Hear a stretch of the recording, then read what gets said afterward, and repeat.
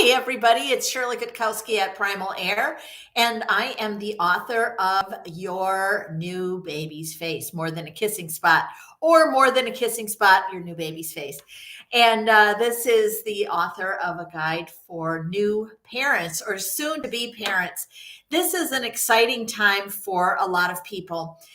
Whether it's your first pregnancy or your last, seems like it's usually one or the other, is a good time to really get in tune with all of the different things that are happening to you and then what to do after. I'm so sorry I didn't notice that my suitcase is in the background. I was just at a conference this past weekend and it took me an extra day to get home.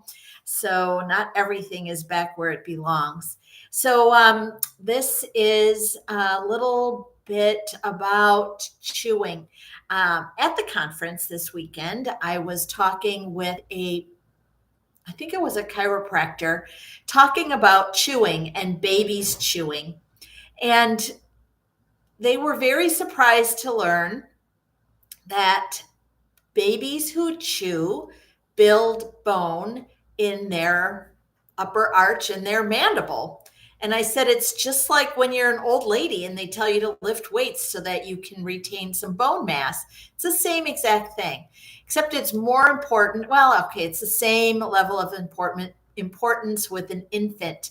You want those muscles to be working that bone so that there's enough room for all of the teeth.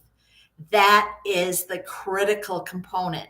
We have to make room for all the teeth. When you look back at the skulls of people before like the 1850s or so, you'll see that everybody had plenty of room for teeth.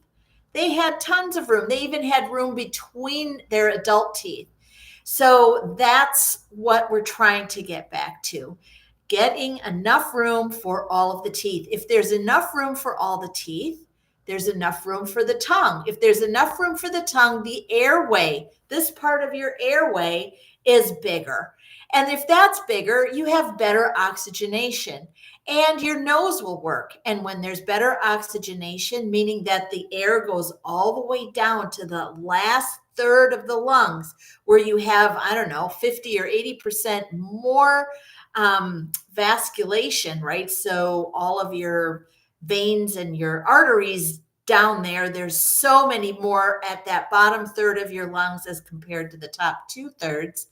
That's where that gas exchange happens. And if you can get the mouth big enough so that the tongue is out of the airway, you get more oxygenation into the lungs. Not only that, once you have more oxygenation happening in the lungs, it happens throughout the body. And that's what provides good brain growth.